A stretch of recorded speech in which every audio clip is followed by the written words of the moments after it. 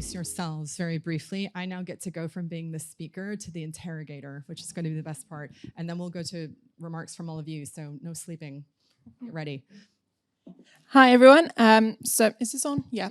My name is Catherine King. I'm the global head of brand for Orbition Group. We are a talent solution company, which is a very fancy PR way of saying recruitment company. But we do some additional kind of community work for the data and analytics space. David Mannheim. Never really know how to introduce myself, so I'm just going to say big Disney fan. I support Manchester United. Sorry, I live in Southport, which is full of old people, and I do bits and bobs at work. Good morning, everyone. So I'm Harry Farmer. I'm a researcher for the Ada Lovelace Institute, which is a think tank that concentrates on the societal and the ethical and the political economic implications of technology, particularly digital technology and AI. Thank you, all three of you.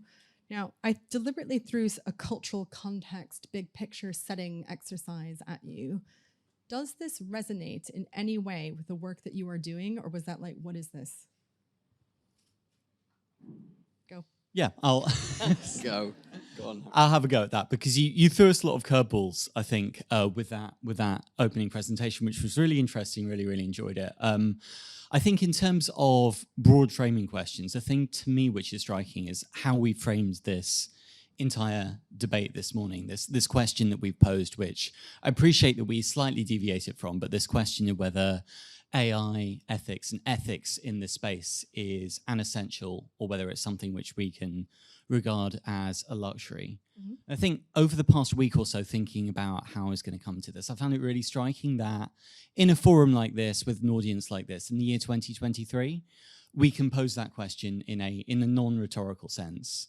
I think there was a vein of skepticism, I think, about ethics and the value that it can play within this space that was permeated through that presentation that we just had, in addition to a sincere desire for ethics to be able to get traction.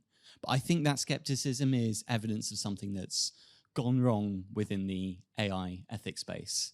And I don't for a second think that anyone on this panel or anyone in this room would really contend that we don't need to be thinking about the ethical ramifications of data and AI.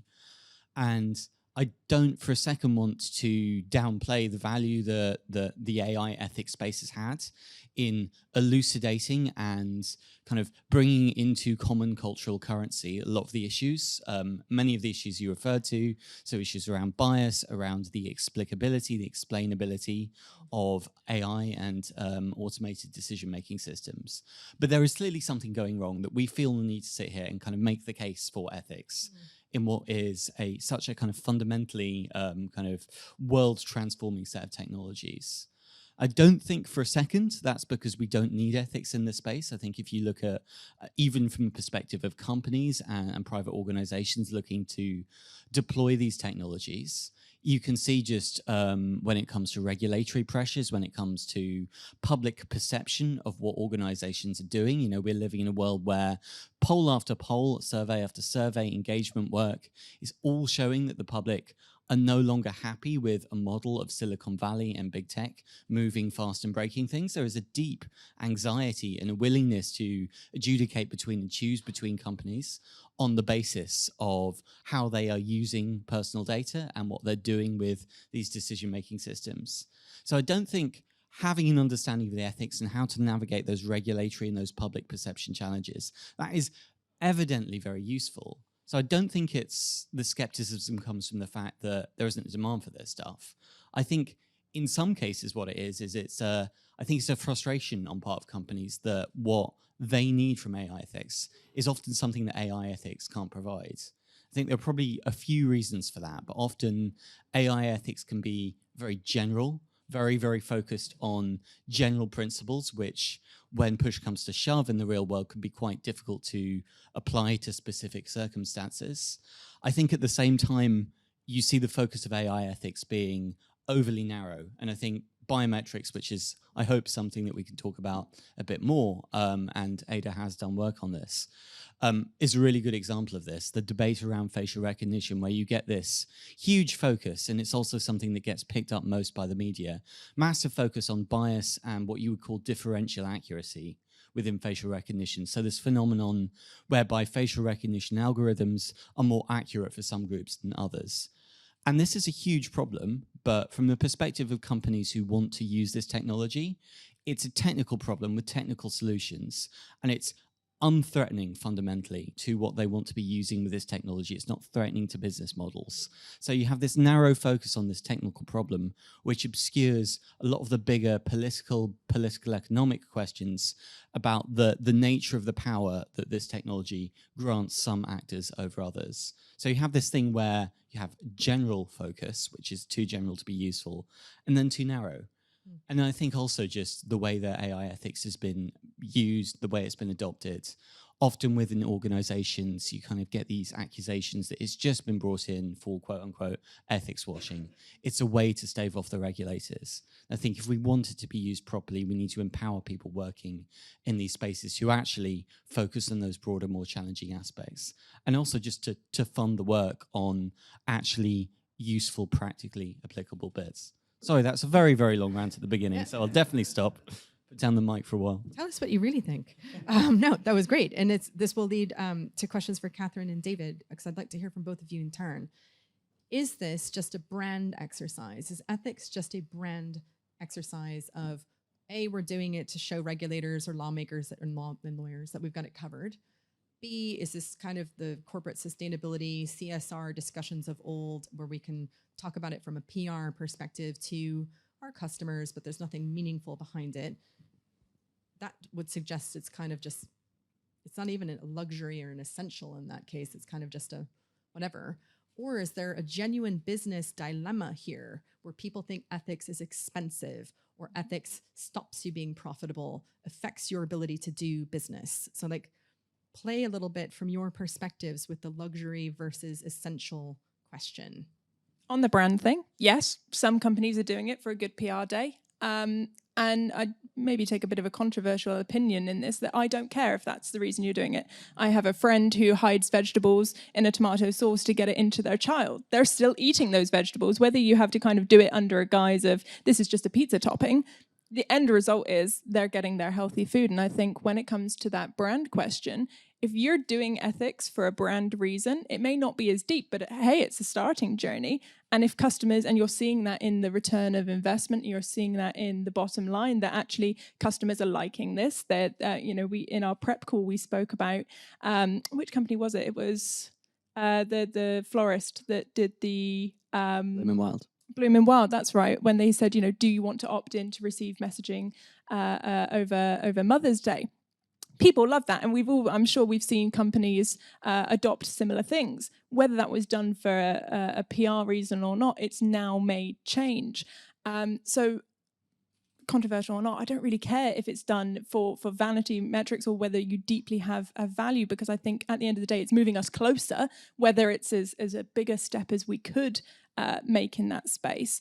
And the point about the expense of it, ethics is expensive.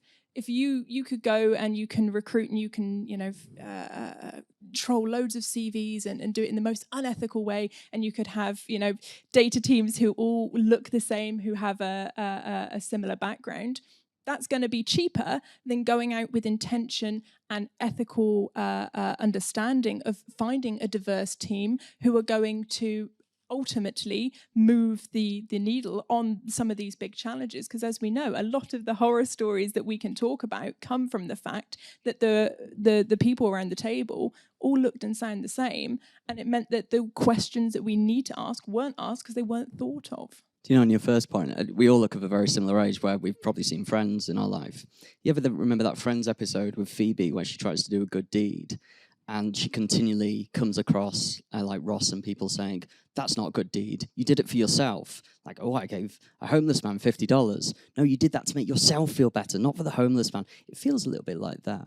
I kind of disagree, though. I feel as though when it's not done with a true purpose, with authenticity, it just becomes the minimum and lackluster. I totally appreciate what you're saying because it's like the starting journey. Phoebe giving a homeless man $50 will eventually be $100 and then doing something else. And what an odd metaphor to use. I don't think I've ever used that on a panel. But I feel as though it needs some level of purpose. I mean, what do you think? Do you agree? Do you think ethics in order to be successful in e-commerce, needs purpose and authenticity behind it? I feel that ethics is like something I want to see co-created with customers or with citizens. So the reason I put this extremely exciting slide up on the board is if you look at it from the cybersecurity perspective, so cybersecurity is evolving all the time, and requirements on it and threat vectors on it are also evolving all the time. And if you just do what's the bare legal minimum, that's the law, you're going to have one type of cybersecurity performance and track record. Whereas if you go beyond, if you go extra, and I feel like ethics is kind of like, ethics is more than just complying with the law. The law is the bare minimum of what you have to do to stay on the right side of a line, right? Ethics is about something else. So defining what that something else is like the key differentiator for me between necessity and luxury. In a cybersecurity perspective, you can actually argue that ethics, and I would put, we're using ethics really broadly today, but in the space of our conversation, privacy, preserving technology, so privacy by design, privacy by default, or extreme consent. The Bloom and Wine model of being like, if you want to be advertised to, do it. This is how we use your data. Are you cool with it? If you aren't, it's easy to opt out, or we default opt you out and you have to opt in. All of those things have a cybersecurity incentive that makes this not feel like a luxury, starts to feel like an essential. So I think it's about the lens in which you look at it. So if you're like, if I'm only taking the minimum data that I need to transact or build a relationship with my customer, to know my customer, there's a cybersecurity advantage to that. And when you talk to chief information security officers, they will complain, and I feel their pain. They get judged on what does not happen. They didn't get breached. The data wasn't leaked. It wasn't stolen. They haven't had a malware or ransomware incident, not on what they did do, right? So it's tricky. And I think ethics and cybersecurity, and I've also put ESG up there for environmental, society and governance. You could put ethics under the governance framework, under the G. And I wanted to draw your attention to that because, again, I don't know how much you're sort of reading EU policy papers. Extremely good for insomnia. I wrote an article for Wired last year talking about this, saying, from 2024, all of the companies that are listed on regulated markets, key phrase there, are going to have to publish detailed information about how their business is impacting environment, society, and governance. Normally, ESG is about how those factors affect you. I just got, like, as a company, it's quite a sort of selfish model. Going forward, it's going to have to be about your impact. So you're going to have to talk about your ethics as a company, and you're right, like whether or not you're putting the vegetables in the pizza sauce to get your kids to eat it, suddenly becomes a corporate advantage because investors for the first time will have to hear you tell your story.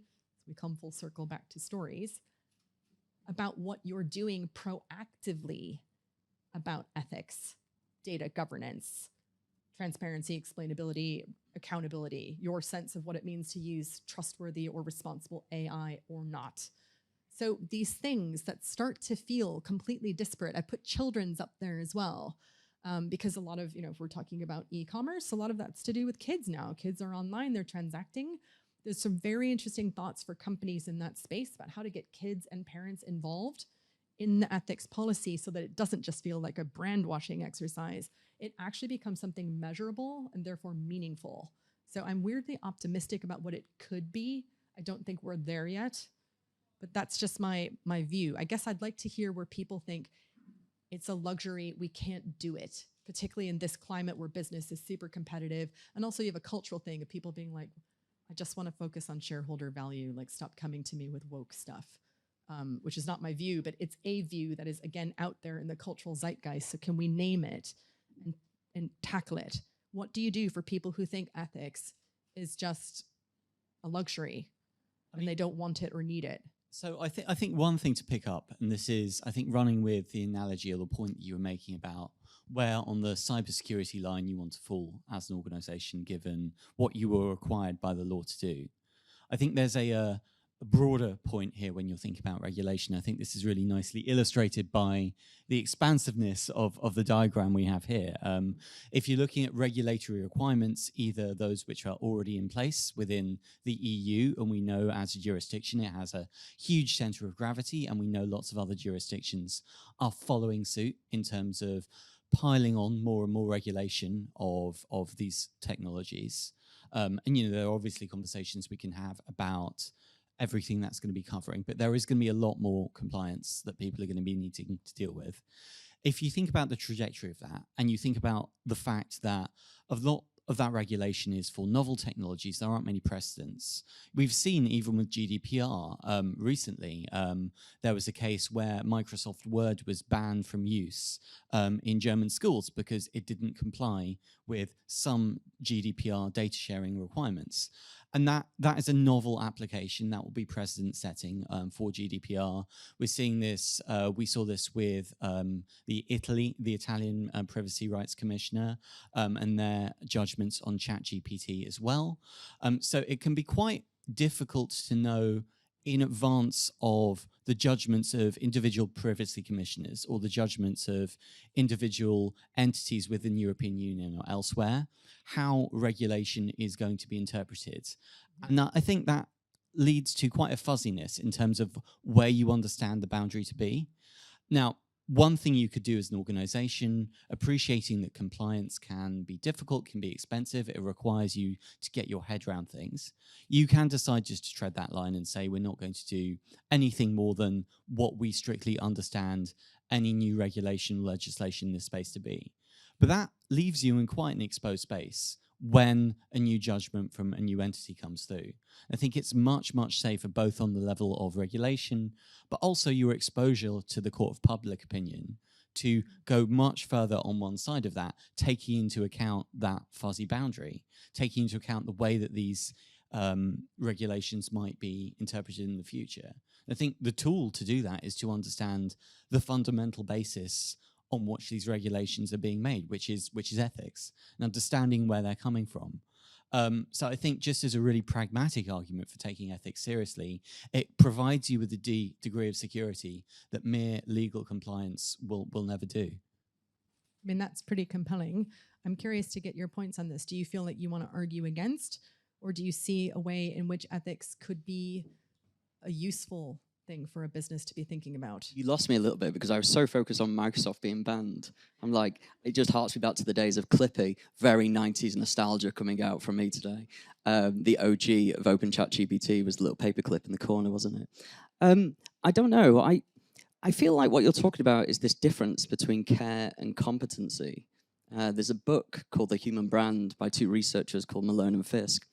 And they talk about that purchase intent is comprised overwhelmingly by two attributes, over care and competency. Can you help and will you help? And I feel that in e-commerce, in the brand world, that we over-index in competency, can you help, and under-index in the world of care, will you help? So take Amazon. Extremely competent in what they do, breadth of choice, breadth of product, great customer service, et cetera, et cetera, et cetera. Yet at the same time, they've been fined 900 million euros or dollars, whatever it is, for pushing products in their recommendations algorithm for products that they want to sell rather than what you as the customers want to buy.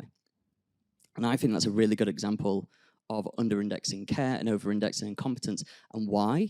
Well, because it's easier. It's so much easier. It's very hard to simulate care, especially online, especially in a human-to-screen relationship, let alone a human-to-brand relationship. And I love your example of Bloom & Wild, because I think they do that really well. So I don't think that answers your question, because I got meandered on Clippy. But I would deviate towards this argument of care and competence within how we market.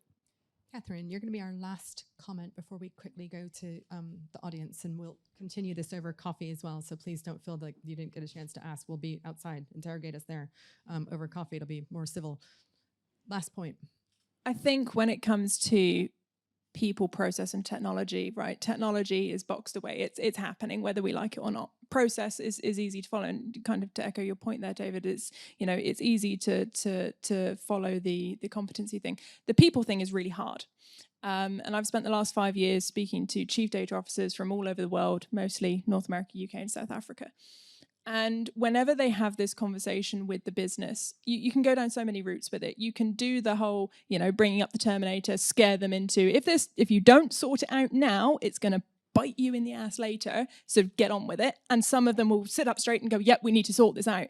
Others, Yeah, it sounds essential. But the problem is, some people will hear that message and they will be frozen. They will be so overwhelmed by it because they know it's coming. They're in the WhatsApp groups, they're in the business magazines and consuming this. They know AI is here. They're well aware of it. And suddenly you're saying, "Hey, big scary thing, red alarms," and they go, "Oh gosh, right, shut it all down." And that's not helpful to business either. So there needs to be that in between, I think, where culturally you understand who you're speaking to, and that may not be the scary message. It may be the return of investment message. It may say, hey, your consumers are going to be so bought into you as a brand. If you do this, it's going to mean more money in your pocket. And it will be surprising how many business leaders will much prefer that message over the scary thing that we want to lead with, because they care about money, they care about profits, they care about growth. They care about immediate profits and growth. And I don't think that care, to your point, demonstrates like immediacy. But it's a journey.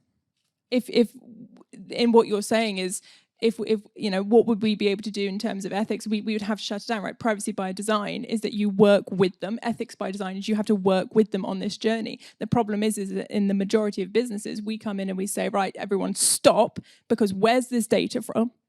Where's it been collected? Who's the governance? Who's the owner? We're asking all these questions, and the business goes, oh, here they are again, stopping us. So we have to work with them. And that might be a process. We're not going to fix it today. We're not going to fix it next week, next month. It's going to be a process. So yes, they care about those immediate profits, but we have to as well. So we have to work with them. And that's why I say about the brand perspective is that I think that's great right now. In the same way that, to do a comparison, we see a lot of in Pride months, companies do rainbow washing. Now in 2023, we're done with that. We're beyond that. We want to see active allyship that's more meaningful, because we're on that journey. But back, 5-10 years ago, we thought, oh, isn't this fantastic that people are coming out and being so supportive during Pride Month? 2023 doesn't quite work anymore. So it's a similar journey with ethics, where it needs to start somewhere, and that might be less deep, less meaningful. But hopefully, if we can get them bought in the right way, we can push them in the right direction. Perhaps unsurprisingly, it feels as a group we've concluded that ethics is essential and not a luxury, but we recognize the pragmatic side of making the case, because there is a cost. To deny that there's a cost, I think, would not be helpful. And we have a regulatory roadmap, which is like, even if you don't want to do it, you're going to have to do it. So you might as well get ahead of it and communicate that to your customers now and co-create it with them. On that note, I have been a terrible chair and speaker in that it's 10 o'clock. We need to do questions, but we also need to have a coffee break, because there's a beautiful agenda for you all day and we want to keep to time. Are you happy for us to do questions over coffee, or do you want like one just to get us started? Like, does anyone have an extremely strong feeling or just desperately need the loo? Yeah? Should we do it over, because then we have like 20 to 30 minutes for coffee break? Oh, that's at 11. Sorry. We'll be here. Are we here this morning? We're here. Yeah. We're here for the coffee break. So hold your thoughts. Let's go on to the next bit, and then we'll do questions in a civilized European fashion. Yeah? Thank you so much to the panel.